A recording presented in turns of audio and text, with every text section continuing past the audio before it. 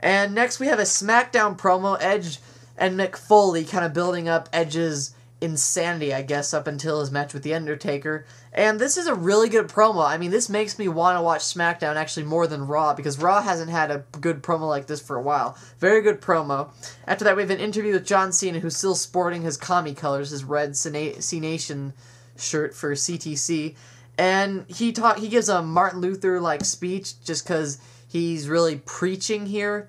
And so I think this is kind of a different kind of mic personality change for Cena the last few weeks or month or so, but just because he's more forceful. I guess they're telling him to give more emotion just because his wrestling isn't up to par with his mic skills, so they might be doing something with that. Then we have our main event with it, which is the 5th match of the night, John Cena and Batista versus the World Tag Team Champions for the World Tag Team Champions.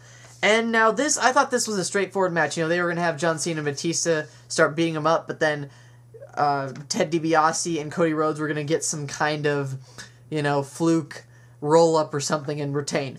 But it ends up being a lot more than that, and it's a pretty damn good match.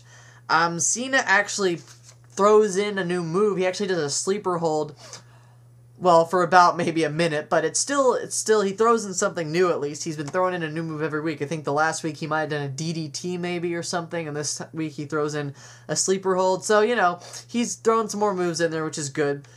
And then Cena slaps Batista, just, get their whole rivalry going. But they do end up winning the Tag Team Champions, and they are your new Tag Team Champions. I was really surprised by this. But, it makes a little sense, I guess, just try to add a little bit more disillusionment, to their, rivalry going into SummerSlam. I'm not sure how long they'll hold on to the titles. My guess is probably about maybe 3 weeks at most. Maybe even just up until SummerSlam. They lose it on the Monday Night Raw before SummerSlam, probably back to Cody Rhodes and Ted DiBiase, because really, there's no reason they even need to have titles. I mean, they're both fan favorites to a certain extent.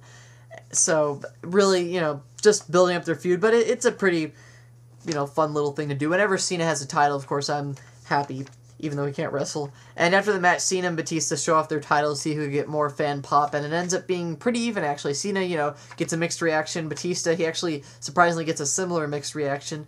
So, that's basically, in a nutshell, the Monday Night Raw. Again, I know I've been getting these up really late, but I've been busy. I'm actually getting ready. I'm getting ready to go to college, so, I have all this stuff going around and blah, blah, blah. So I'll try to get them up a little sooner, but, if I can, I'll always get them up, though. And I know I said I was going to do Ponderings video. Probably not going to come for a few more weeks, because, again, I'm really busy, and I need to get down all my ideas on paper. So I'm also going to have my SummerSlam predictions up right before SummerSlam. I usually have it up the Friday or Saturday just because I want to make sure I get all the matches in there that they've announced. So look for that.